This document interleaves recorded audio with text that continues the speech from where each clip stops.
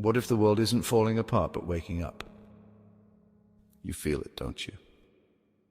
A tension under the surface, like something vast and silent is cracking beneath the ordinary. It's not just the news, not just the economy or the weather, it's closer, quieter. It's in your chest, your breath. The way the days blur. We used to call this burnout, or stress, or a rough patch. But what if it's something deeper? We were raised to believe the world was built on solid ground. That if we worked hard, stayed consistent, followed the rules, life would unfold predictably. But somewhere along the way, the ground began to shift. And no one told us why. They still won't. But here's what few dare to say out loud: the world was never stable. It was never supposed to be. What we called normal was just a pause in the storm, a moment of quiet in a long, turbulent history. And now the pause has ended. The philosopher Nassim Taleb warns of this illusion. He says the greatest danger isn't chaos. It's the belief that chaos is gone, that calm means control. That systems are safe simply because they haven't yet collapsed. But collapse doesn't come out of nowhere. It comes from inside, from pressure unacknowledged, from truth buried too long. Carl Jung, the pioneer of depth psychology, wrote, "In all chaos there is a cosmos. In an all disorder, a secret order. But we only see that order when we stop trying to fix what's breaking and begin listening to why it's breaking." That's the shift this script is asking you to make. Not just to watch the world fall apart, but to understand why it's falling apart and what it's trying to show you. This isn't just the collapse of systems. It's the collapse of assumptions, the failure of certainty, the psychological quake we feel when the outer world begins to mirror the storm we've spent years hiding inside. And if you felt it, if you've noticed the weight, the blur, the quiet panic, maybe it's not just stress. Maybe it's your soul sensing what your mind's been trained to deny, that something is ending, and something else is trying to begin.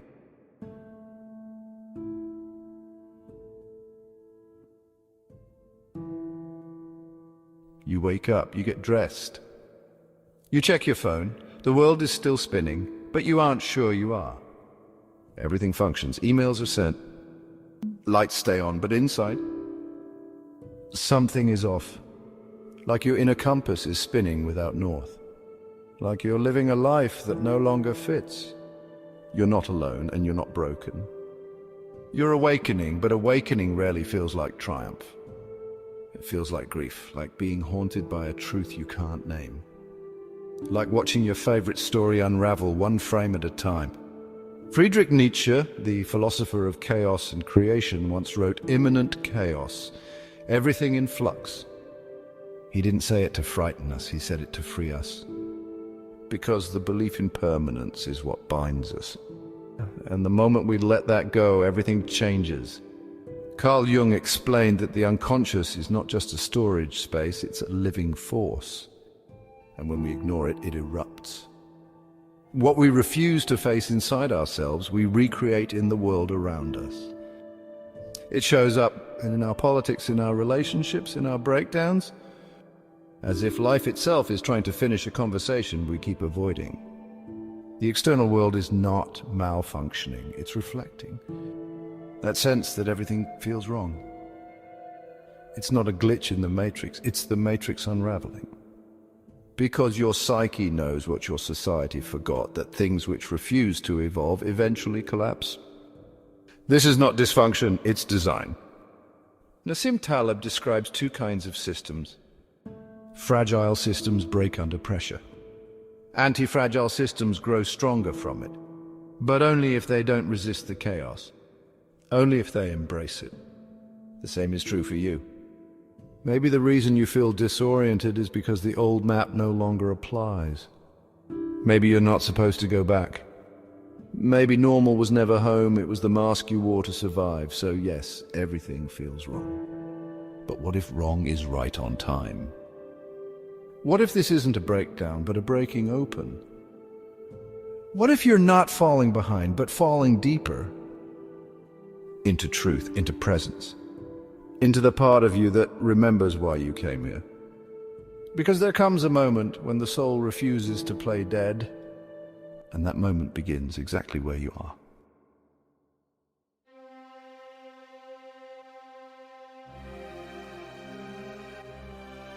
There's a moment no one talks about, the moment after the collapse begins, but before you know who you are without it. When the life you built is still visible in the rearview mirror, but you've already stepped outside the frame. That's where you meet the truth. Not the truth they sell in headlines or handbooks. The truth that lives beneath your name, beneath your history, beneath your roles. The raw, wordless truth that doesn't rise politely, it tears through the floorboards of your identity. This is the part where people think they're breaking, but they're not. They're shedding. The Finnish epic tells of Lemminkainen, a proud hero who was cut into pieces and thrown into the black river of the dead. Not metaphorically, his body, limb by limb, was lost to the underworld. And yet his mother refused to let him go. She descended alone, raked the riverbed with her bare hands and gathered each fragment. Then bone by bone she sang him back to life. This is what the soul does when the self falls apart. It remembers you piece by piece. This isn't failure, this isn't madness, this is dismemberment as a rite of passage. The part of your story that strips away who you thought you had to be, so something deeper, something ancient can rise in its place. Carl Jung called this the process of individuation, the return of the psyche to its own wholeness.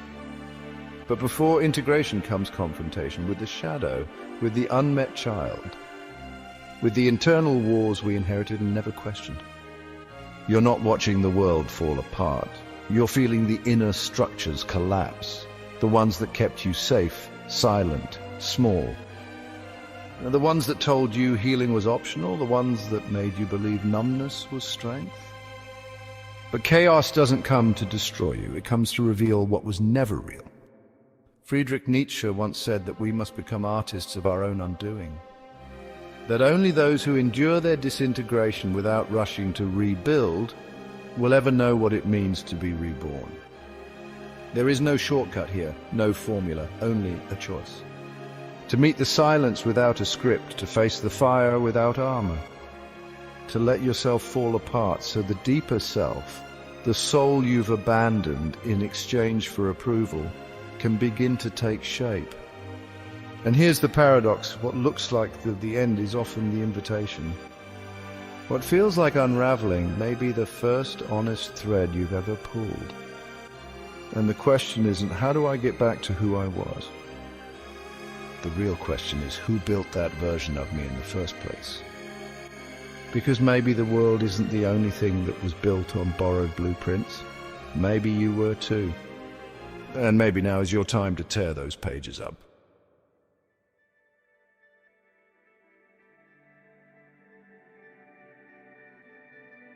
There is a moment in every storm when the world goes quiet. It's not safety, it's not surrender.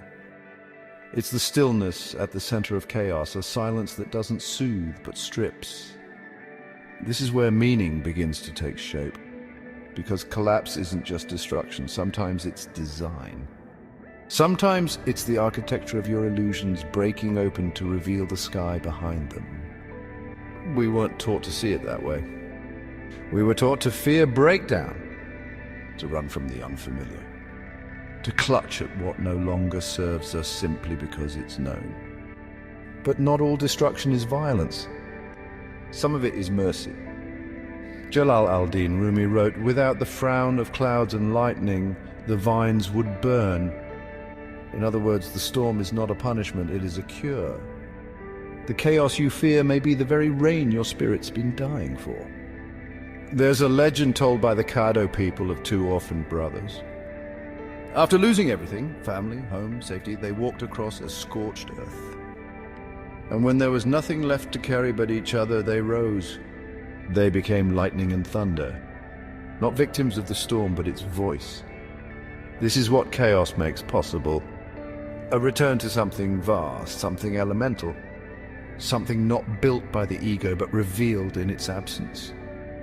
Lao Tzu, the ancient Taoist sage, taught that chaos is the mother of the world. That behind every pattern is formlessness. Behind every identity, a nameless field. He said the way cannot be controlled, it can only be followed. But only if you're willing to lose your grip.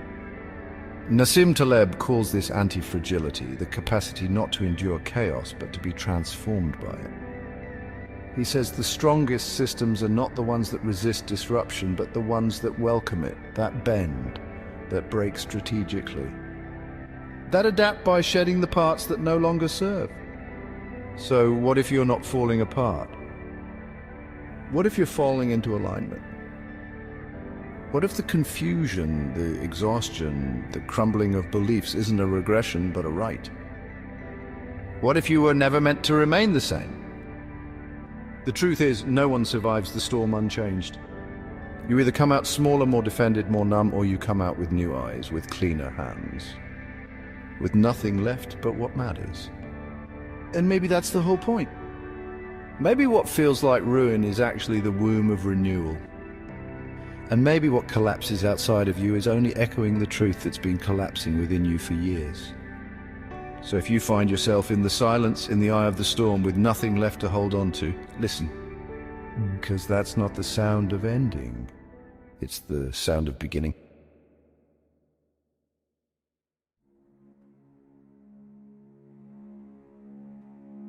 Something changes after the storm, not all at once.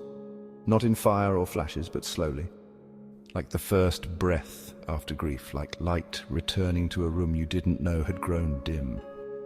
It begins with a whisper, a shift in weight. A moment of quiet courage you didn't know you had. That's how rebirth starts.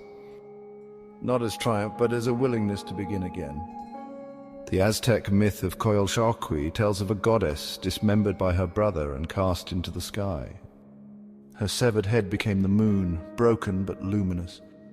Incomplete but eternal, every night she returns. Not in perfection, but in cycles. A reminder that even fragmentation can be beautiful. So many of us believe healing means becoming whole again. But what if it means becoming real? Carl Jung said that individuation, the journey toward the self, is not about becoming perfect. It's about becoming integrated, about making peace with contradiction, about standing in the center of your paradox and calling it home. You are not here to be one thing, you are here to be many. To carry your light and your wounds in the same breath. To rise not in spite of your dismemberment, but because of it.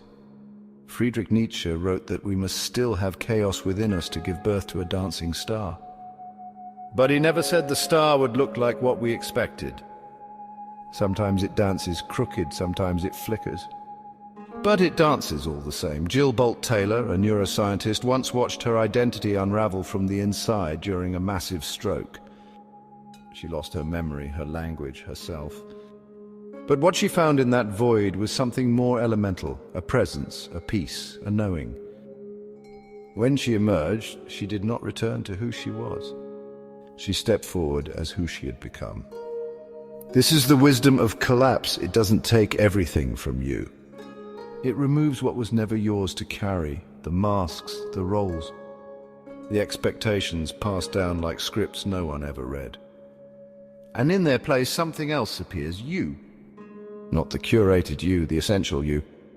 And maybe for the first time in your life, you're not trying to be anything at all.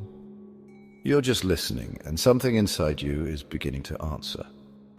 A new rhythm, a softer truth, a voice not born from fear, but from fire. And if you follow it, if you trust it, if you let it shape you, you may find that the star inside your chaos was never lost, only waiting.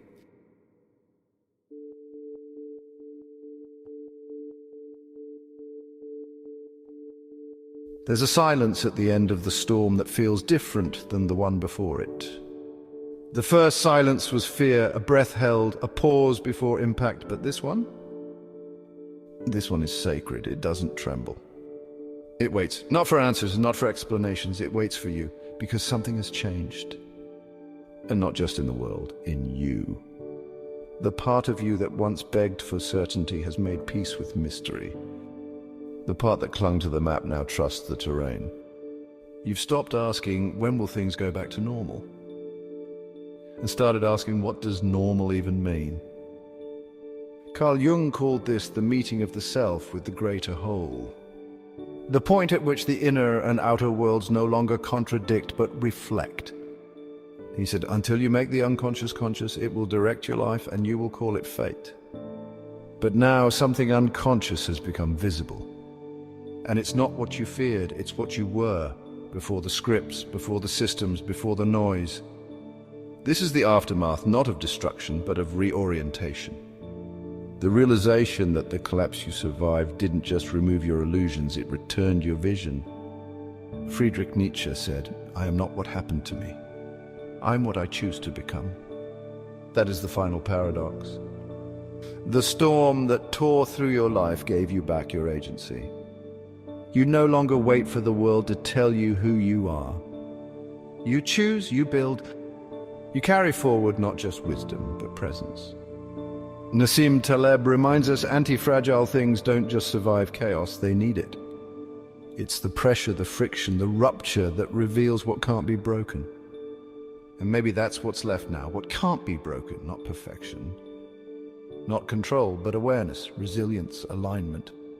The earth didn't stop spinning. But maybe, just maybe, you stopped spinning. And maybe for the first time, you're moving with it.